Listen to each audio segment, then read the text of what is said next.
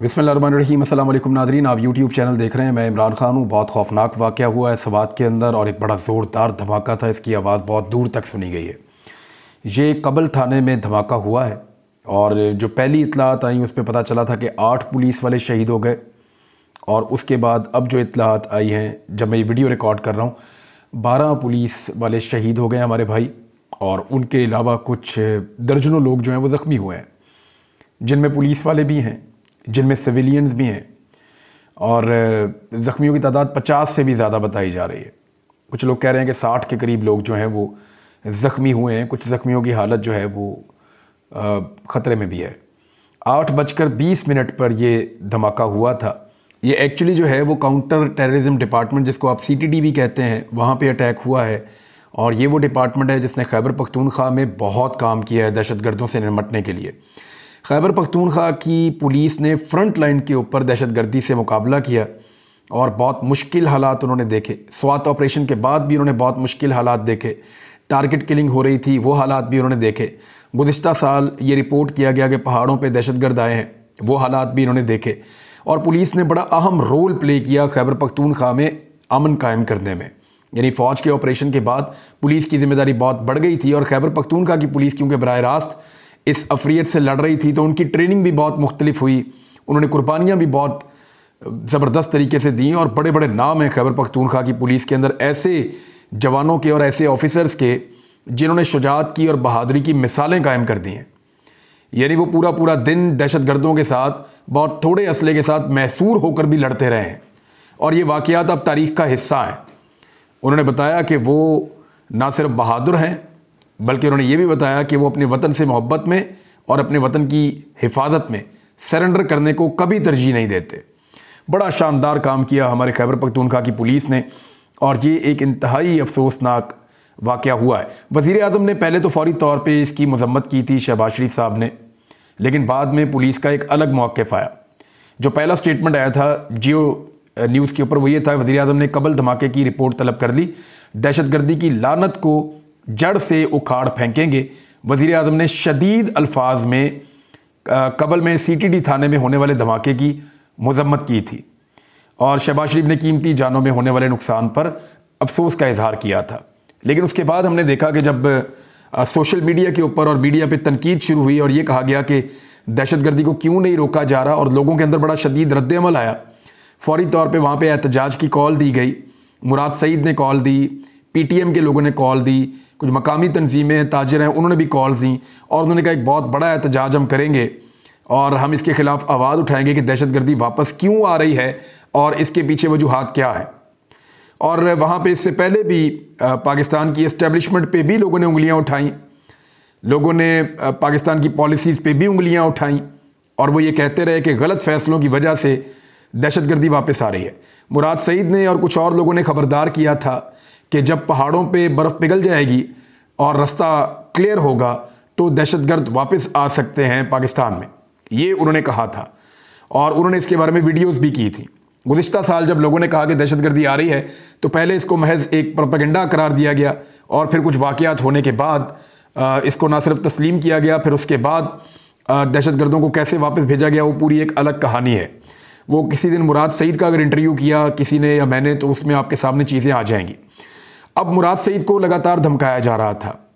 ये जो वाक़या है इसको फिर पता नहीं कवर किया जा रहा है या दुरुस्त बात की जा रही है, इसके बारे में मैं कुछ कह नहीं सकता, क्योंकि सबसे पहले यही कहा गया कि यह दहशतगर्दी हुई है। पाकिस्तान के सारे मीडिया ने यही रिपोर्ट किया कि दहशतगर्दी हुई है। जो ऐनी शाहिदीन है वो तो बहुत अजीब अजीब अफवाहें भी हैं वहाँ पे। कुछ लोग कहते हैं कि ये कोई चीज़ मारी गई है, कुछ लोग कहते हैं कि ये प्लांटेड कोई बम था जिसको फाड़ा गया है। हर एक की अपनी अपनी वहाँ पे राय, लेकिन धमाका बहुत शदीद नौयत का, आसपास का पूरा इलाका लरस गया था। और इस तरह के धमाके पहले स्वात के लोगों ने सुने हुए हैं। तो उसके बाद जो ऐनी शाहिदीन है वो ये मौक़िफ़ मानने को तैयार नहीं है जो पुलिस ने दिया वहाँ पे DPO साहब ने आके। उन्होंने कहा ये शॉर्ट सर्किट हुआ और हमारे पास कुछ बारूद पड़ा हुआ था जो हमने रिकवरियाँ की हुई थी, वो धमाके से उड़ गया और उसके बाद ये तबाही हुई है। लेकिन इस बात को जो मकामी मीडिया के लोग हैं, मेरी उनसे बात हुई और जो बहुत सीनियर जर्नलिस्ट हैं उनसे भी बात हुई, उन्होंने कहा कि इस बात को भी हम तस्लीम नहीं कर सकते। और ऐनी शाहिदीन भी इस बात को मानने के लिए तैयार नहीं है। बल्कि जिस वक्त ये इंटरव्यू उनका चला डीपीओ का, तो उसके बाद नीचे फौरी तौर पे जो लोगों के कमेंट्स आ रहे थे आसपास के इलाकों के और स्वात के ख़ास तौर पे पेजेस के ऊपर, वो यही थे कि ये छुपाने की कोशिश की जा रही है। वो ये कह रहे थे, हो सकता है कि वो ठीक बात कर रहे हो, लेकिन अभी कंफर्म कुछ नहीं कहा जा सकता। लेकिन ये जो एक पैगाम मुराद सईद को मौसूल हुआ, मुराद सईद को एक पैगाम मौसूल होता है फौरी तौर पे, और इस धमाके के बाद 8:20 पर यह धमाका होता है। उसके बाद ये पैगाम मुराद सईद को आता है। मुराद सईद इस पैगाम को ट्विटर के ऊपर शेयर कर देते हैं। ये पैगाम मुकम्मल नहीं है। मुराद सईद ने जितना पैगाम ट्विटर पे शेयर किया, ये 47 सेकंड की एक ऑडियो है जो उन्होंने शेयर की है, लेकिन इसका जो बाकी हिस्सा है वो उन्होंने शेयर नहीं किया। और वो शेयर ना करने की वजह मैं आपको आगे चलकर बताता हूँ। लेकिन ये पैगाम आप देखें कितना खौफनाक है कि जी साहब, आप पहले दिखाई नहीं दिए, वरना पहले निशाना तो आपको बनाना था और इंतज़ार करना था। तुम अगर सीटीडी तक पहुंच सकते हैं तो तुम तक भी पहुंच जाएंगे। इस किस्म की धमकी दी गई है। मुराद सईद से मेरी बात हुई है, तो ये जो डिटेल पैगाम है वो ये कह रहा है कि वो मुराद सईद का इंतज़ार कर रहे थे।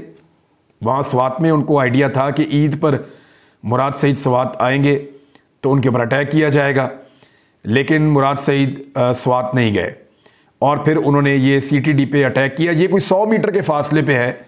मुराद सईद के अपना जो घर है, जो उनका डेरा है, उससे 100 मीटर के फासले के ऊपर ये पुलिस स्टेशन है जहाँ पे इस वक्त ये धमाका हुआ है। मुराद सईद को जो धमकी पहुँचाई गई है वो सिर्फ इतनी नहीं है, वो खासी लंबी है और उसमें कुछ और चीज़ें भी हैं। लेकिन वो स्वात का बेटा है, पाकिस्तान का बेटा है, उसने अपने मुल्क की बदनामी वो कभी नहीं चाहता। लिहाजा उसने उसको आधे पैगाम को सोशल मीडिया पे दिया है, बाकी आधे पैगाम को मुराद सईद ने सोशल मीडिया पे नहीं दिया। यहाँ से आप अंदाज़ा कर लें कि वो आज भी अपने मुल्क का, अपने लोगों का कितना वफ़ादार है और वो बदनामी नहीं चाहता अपने मुल्क की। और उसने सिर्फ उतना ही किया जितना उसे लगता था कि उसको थ्रेट किया गया है, और उसने उस चीज़ को बताया। और ये जो नंबर है जिससे मुराद सईद को ये पैगाम आया है, इस नंबर के बारे में मुराद सईद का ये कहना है कि ये जो पैगाम मुझे मौसूल हुआ है, ये पहले भी इसी नंबर से मौसूल होती रही हैं मुझे धमकियाँ। और कुछ धमकियाँ मुझे उस वक्त भी आई हैं जब खैबर पख्तूनख्वा के अंदर हुकूमत हुआ करती थी पाकिस्तान तहरीक इंसाफ की। तो खैबर पख्तूनख्वा की जो इंटेलिजेंस थी, उन्होंने इस बात को कंफर्म किया था कि कई लोगों को धमकियाँ देने के लिए ये जो नंबर आपके खिलाफ धमकी के लिए इस्तेमाल किया गया है, इसी नंबर को इस्तेमाल किया जाता है। ये बाकायदा एक ऑफिशियल ऐसा नंबर है जिसको धमकी देने के लिए इस्तेमाल किया जाता है या जिसको पैगाम पहुंचाने के लिए इस्तेमाल किया जाता है। और बहुत सारे लोगों को इसी नंबर से पैगामात मौसूल हुए और बाद में बाद-औक़ात कार्रवाई भी होती है। तो मुराद सईद साहब ने यह कंफर्म किया कि यही नंबर था पहले भी, यही नंबर है अब भी, और इसी नंबर से पहले भी धमकी आई थी। और खैबर पख्तूनख्वा की जो गवर्नमेंट थी, जब पाकिस्तान तहरीक इंसाफ की थी, तो उन्होंने कंफर्म किया कि ये नंबर एग्जैक्टली उन्हीं के इस्तेमाल में है जो आप तक ये पैगाम पहुंचा रहे हैं। ये कोई फेक चीज़ नहीं है, उसी नंबर को दोबारा इस्तेमाल किया गया है। अब एक तरफ पुलिस का मौक़िफ़ है कि ये दहशतगर्दी नहीं है, शॉर्ट सर्किट हुआ है, उसके नतीजे में धमाका हुआ है। एक तरफ मुराद सईद को आने वाला पैगाम है जिसमें पैगाम भेजने वाले का मौक़िफ़ है कि ये उन्होंने किया है और वो मुराद सईद को मारना चाहते हैं। अब ये दो मौक़िफ़ अलग अलग आ गए। बजाय इसके कि मुराद सईद को सिक्योरिटी फ़राहम की जाए, बजाय इसके कि उसको तहफ़्फ़ुज़ फ़राहम किया जाए, वो एक मजबूत आवाज़ है दहशतगर्दी के ख़िलाफ़, लोग उसकी आवाज़ पे बाहर आते हैं और एक यकजहती की अलामत है। वो दहशतगर्दी के ख़िलाफ़ है, तरक्की पसंद नौजवानों में से एक है, लोगों को इकट्ठा कर सकता है और हमेशा से पाकिस्तान और पाकिस्तान के इदारों के साथ खड़ा रहा है और हमेशा पाकिस्तान की साइड से बात करता रहा है। पाकिस्तान के ख़िलाफ़ होने वाले तमाम प्रोपेगेंडास का मुंह तोड़ जवाब भी देता रहा है। ऐसे नौजवान को बजाय इसके कि सिक्योरिटी फ़राहम की जाए, उसकी हिफाजत की जाए, किया ये जा रहा है कि जहाँ पे वो मौजूद है उसके आसपास एक जाल बिछाया गया है कि जब ये बाहर निकलेगा इसको गिरफ़्तार किया जाएगा, और उसके ऊपर भी गद्दारियों और बगावतों के मुकदमे दर्ज किए जा रहे हैं। अब ये रियासत कहाँ ले जाना चाहती है लोगों को और कहाँ पहुँचाना चाहती है लोगों की सोच को, और एस्टेब्लिशमेंट के ख़िलाफ़ मज़ीद कितनी नफ़रत पैदा करना चाहती है, और एस्टेब्लिशमेंट भी ख़ुद अपने लिए मज़ीद कितनी नफ़रत समेटना चाहती है, मुझे बिल्कुल समझ नहीं आ रही। ये वाक़यात रुकने चाहिए हमारा पूरा फोकस जो है पाकिस्तान और पाकिस्तानियों के तहफ़्फ़ुज़ के ऊपर होना चाहिए। और ये जो सियासत है, ये जो गंदी सियासत पाकिस्तान में हो रही है, पाकिस्तान के इदारों को इससे अपने आप को बाहर निकालना चाहिए और अपने काम से काम रखना चाहिए। अपने आप को अपने काम तक महदूद करें, लोग आपकी इज़्ज़त करेंगे। वज़ीर-ए-आज़म पाकिस्तान ने पहले इसकी मज़म्मत भी की, इसको दहशतगर्दी करार भी दिया और दहशतगर्दी को जड़ से उखाड़ फेंकने का आज़म भी किया। और उसके बाद वज़ीर-ए-आज़म जो हैं वो खामोश हैं और एक नया मौक़िफ़ इसके अंदर सामने आ गया है।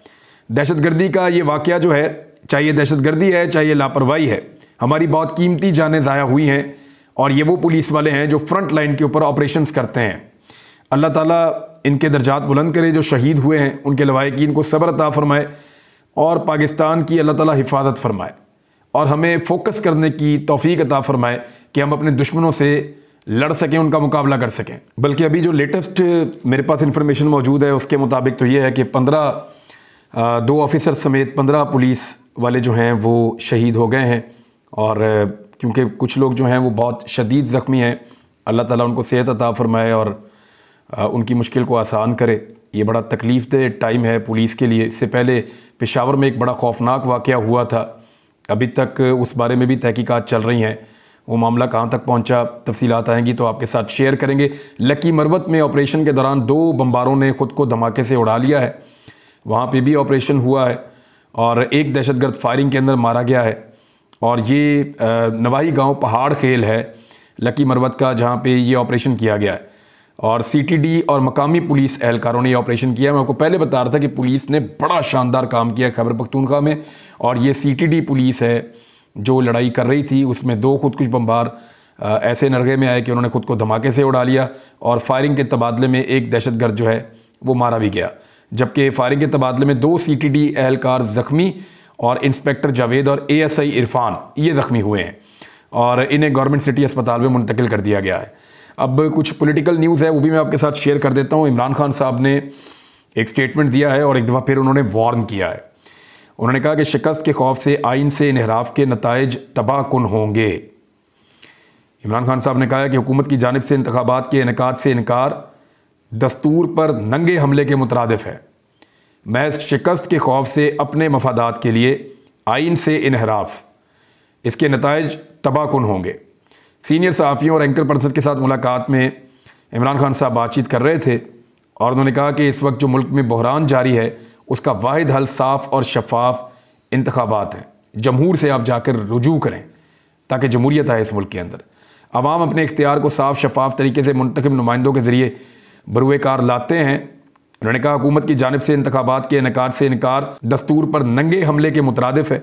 महज शिकस्त के खौफ से अपने मफादात के लिए आइन से इन्हराफ के नताइज तबाहकुन होंगे। अच्छा, इमरान खान साहब ने 1-2 और चीज़ें भी की। उन्होंने कहा फस्तायत चल रही है, फिर उन्होंने ये भी कहा कि वो सड़कों पर निकलेंगे और वो एक बयानिया तैयार कर रहे हैं, जबकि वकला भी उनके साथ हैं। और जो मेन किरदार होगा इसमें अदलिया का होगा। देखना यह है कि 27 तारीख को अदलिया मज़ीद रिस्ट्रेंट का मुज़ाहरा करती है या फ्रंट लाइन के ऊपर आकर वो ये कहती है कि आईने पाकिस्तान के मुताबिक अब इंतखाबात में जाइए, आप अगर मुज़ाकरात में कामयाब नहीं हो रहे तो इसमें अदालत का कोई कसूर नहीं है। आसिफ अली जरदारी साहब ऐसा लगता है कि PMLN की पॉलिसी से कुछ हद तक बेजार हुए हैं। जरदारी साहब फरमा रहे हैं कि हम मजबूरी के तहत इत्तेहादी हुकूमत का हिस्सा बने हैं। कारकुनों से खिताब कर रहे थे, उन्होंने कहा कि मौजूदा हुकूमत का हिस्सा ना बनते तो फिर इमरान खान साहब नहीं जा सकते थे। बहरहाल मजबूरी के तहत हम हुकूमत का हिस्सा बने हैं और जरदारी साहब आहिस्ता आहिस्ता अपनी मज़ीद मजबूरियाँ भी बताएंगे, आगे भी बताएंगे कि वो किस मजबूरी के तहत बिलावल जो है वो वज़ीर ख़ारजा बने। जरदारी साहब और उनकी जमात ने कैसे वजारतें ली और बहुत सारी चीज़ें उनको बतानी पड़ेंगी और वो मजबूरी कैसे आई, किसने उनको क्या बताया। अगर जरदारी साहब ये सारे राज खोल दें तो बहुत सारे ऐसे लोग बेनकाब हो जाएंगे कि आप सोच भी नहीं सकते। बहरहाल जरदारी साहब मजबूरी के तहत ही अपनी पार्टी के शरीक चेयरमैन भी बने थे एक दौर में, और जब मजबूरी के तहत वो शरीक चेयरमैन बने थे तो उसके बाद पार्टी के साथ क्या हुआ वो आपके सामने है। अब वो मजबूरी के तहत PMLN के इत्तेहादी बन के हुकूमत में आए हैं, PMLN के साथ क्या हुआ वो भी आप देख लें। तो जरदारी साहब मजबूरी के तहत जिसको भी मिलते हैं या जिसके साथ भी शरीक होते हैं फिर उसके गम में शरीक होना पड़ता है लोगों को, और कुछ नहीं बचता। अब तक के लिए इतना ही। अपना ख्याल रखिएगा, अपने इस चैनल का भी। अल्लाह हाफ़िज़।